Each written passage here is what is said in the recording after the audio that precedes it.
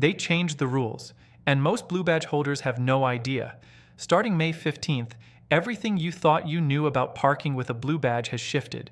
New restrictions are now in force, and if you park the wrong way in the wrong place or miss one tiny detail, you could be hit with a fine you absolutely did not deserve.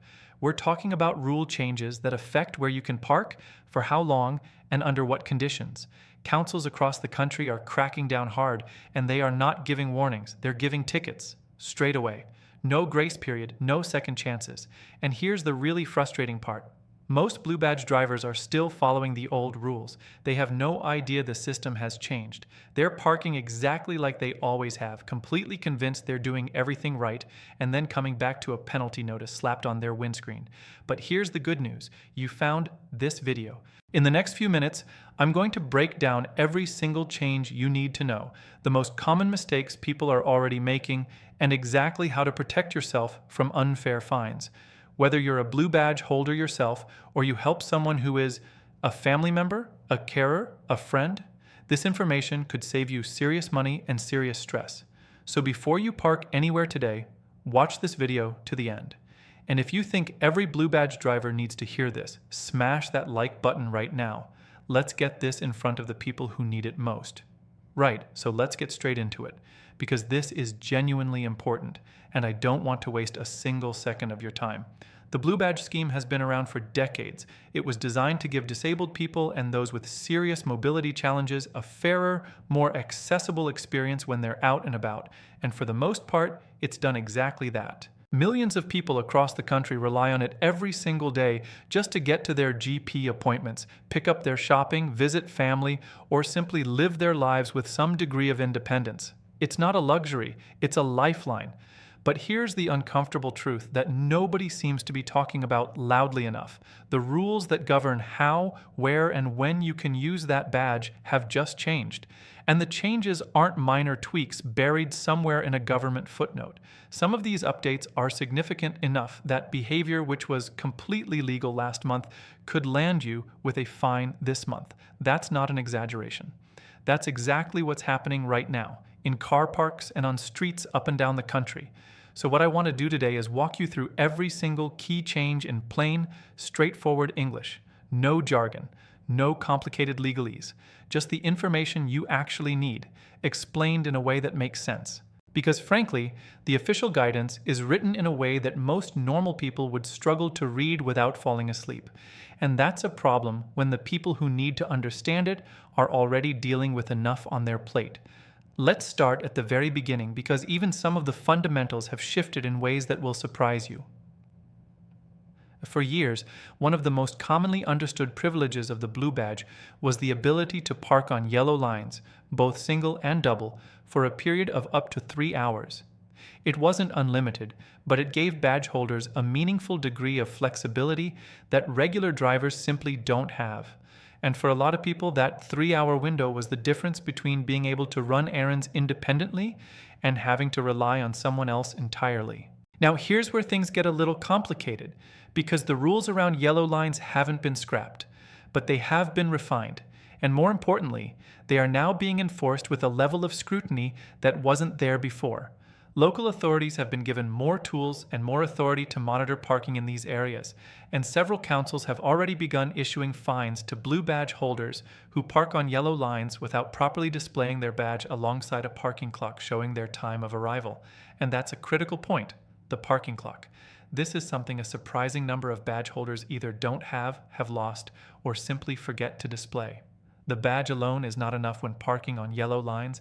You must also display a parking disc or clock set to your time of arrival, clearly visible through the windscreen. If that clock is missing, turned to the wrong time, or positioned where a warden can't easily see it, you're at risk of receiving a fine. Full stop. What's changed now is that councils are being much less lenient about this.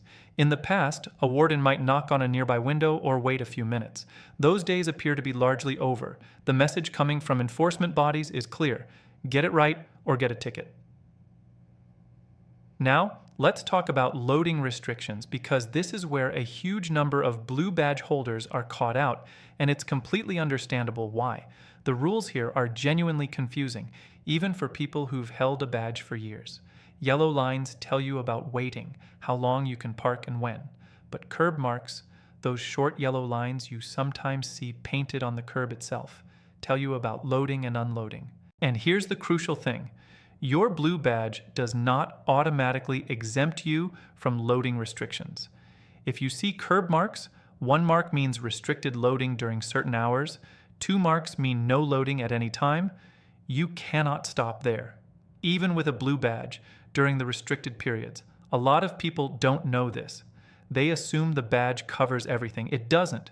Loading and waiting restrictions are entirely separate, and enforcement in this area has increased significantly as part of the wider tightening of the rules. So next time you're looking for a spot, don't just glance at the yellow lines on the road. Look at the curb too. Those little yellow marks matter more than most people realize. Let's move on to something that has caused enormous confusion online over the past few weeks: the changes around parking in disabled bays. Most people know that blue badge holders can use marked disabled parking bays. That's the whole point of them. But what many people don't realize is that not all disabled bays operate under the same rules, and the distinctions between different types of bays are now more important than ever. On-street disabled bays, the ones marked on the road, usually with the wheelchair symbol painted in the bay, are generally available to any blue badge holder. However, off-street disabled bays, meaning those in car parks, supermarkets, hospitals, shopping centers, and private land, are governed by the rules of the individual site. These are not covered by the same national legislation. That means a private car park can set its own restrictions, its own time limits, and its own enforcement procedures, and your blue badge gives you no guaranteed protection from their penalties. This distinction has always existed, but what's new is that many private operators have updated their terms specifically in response to the broader rule changes, and some of them are now issuing civil penalties that can be surprisingly steep. Always check the signage when you're parking on private land. Don't assume that because you have a blue badge, you're automatically covered. Read the signs, check the time limits, and make sure you understand the specific rules for that particular site. Now, I want to spend a moment talking about something that affects a lot of families, carers, and people who share a badge, because this is one of the biggest areas of misuse, and also one of the areas where the rules are now being most actively enforced. A blue badge is issued to a specific person. It is not a vehicle badge. It belongs to the individual, and it can only be used when that individual, the person named on the badge, is either traveling in the vehicle or is being dropped off or picked up. If you drop someone off, run an errand on your own and park using their badge while they're not in the car. That is fraud. It doesn't matter if your intentions are good. It doesn't matter if you're doing something genuinely helpful for that person. Using a blue badge when the badge holder is not present is illegal, and it is now being treated very seriously. Why does this matter right now? Because enforcement agencies across the UK have increased their focus on badge misuse as part of the wider rule changes. Plainclothes enforcement officers are actively operating in many areas. CCTV coverage of key parking areas has been expanded, and councils are processing significantly more reports of suspected misuse than they were even 12 months ago. The penalties for badge misuse are not trivial. You can face a fine of up to £1,000. In more serious cases, criminal proceedings can follow. And if you're caught misusing someone else's badge, the badge itself can be revoked, which punishes the very person who needs it most. So please, if you borrow a family member's badge, if you use it just this once because it's more convenient, if you think nobody will notice, just don't. The risk isn't worth it, and the consequences fall hardest on the person whose name is on the badge. Let's talk about renewals and condition changes, because this is an area where the new rules have introduced some genuinely important updates that a lot of badge holders are not aware of. Blue badges are valid for up to 3 years, but here's something that many people miss. If your condition changes significantly during that period, you may be required to inform your local authority. And under the updated guidance, local authorities now have more power to request a review of your eligibility even before your badge is due for renewal. This can be triggered by reports, by changes in your circumstances, or simply by a scheduled check-in process. This isn't designed to strip people of their badges unfairly. The vast majority of legitimate badge holders will have absolutely nothing to worry about. but it does mean that the idea of getting your badge and then forgetting about it for 3 years is no longer quite as straightforward as it used to be. If your condition has improved significantly, or if your circumstances have changed in a way that might affect your eligibility, the right thing to do is to inform your local authority. Trying to continue using a badge you're no longer eligible for is treated as fraud, and the consequences are the same as any other form of badge misuse. On the flip side, and this is important, if your condition has worsened and you feel your current badge no longer reflects the full extent of your needs, you can apply for a reassessment at any time. You don't have to wait for your badge to expire. Many people don't know they have this option, and they end up struggling with limitations that they could potentially have addressed sooner. Now let's talk about something that has been a genuine flashpoint in the past few months, the issue of blue badge holders being fined in areas where they believed they were fully entitled to park. This is happening more often than it should, and part of the reason is that the signage in many areas hasn't kept up with the rule changes. You might be in a zone where the rules have recently changed, but the sign on the street still reflects the old policy.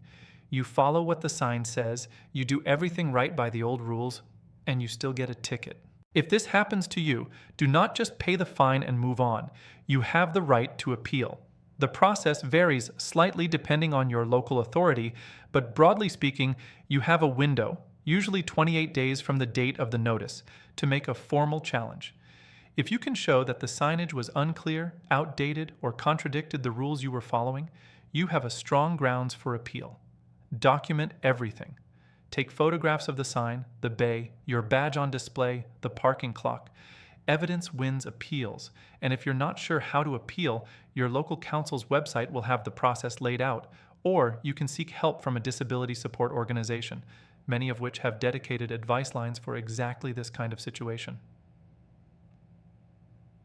There's one more area I want to cover before we get to the practical tips, and that's the issue of enforcement technology.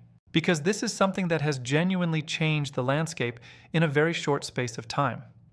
Many councils are now using automatic number plate recognition, ANPR, cameras to monitor parking in controlled zones. These cameras can scan hundreds of vehicles an hour, cross-reference them against databases, and flag potential violations faster than any human warden ever could. Some areas have also introduced mobile enforcement, where officers drive routes with cameras mounted on their vehicles, automatically scanning every car they pass. What this means in practice is that the old assumption, if there's no warden around, I'll be fine, no longer holds. You might be in a restricted bay in a quiet street with not another soul in sight and still be picked up by a camera you didn't even notice. The infrastructure for automated enforcement has expanded rapidly, and it is not going to slow down.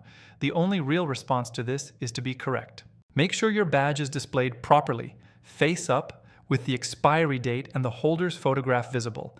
Make sure your parking clock is set to the right time and clearly displayed. Make sure you're parked in a place where your badge entitles you to be. And make sure you understand the time limits that apply to wherever you're parked. All right, let's bring this all together, because I know that's a lot of information, and I want to make sure you leave this video with real clarity about what you need to do. The most important thing you can take from today is this: the blue badge scheme has not been reduced or weakened. Badge holders still have significant and meaningful parking rights. But those rights come with responsibilities, and the enforcement of those responsibilities has just become much more rigorous. The days of vague, loosely enforced rules are over. Display your badge correctly every single time. Photo side up, expiry date visible. Always use your parking clock on yellow lines and set it accurately. Know the difference between on-street council bays and private car park bays. Never use the badge without the badge holder being present.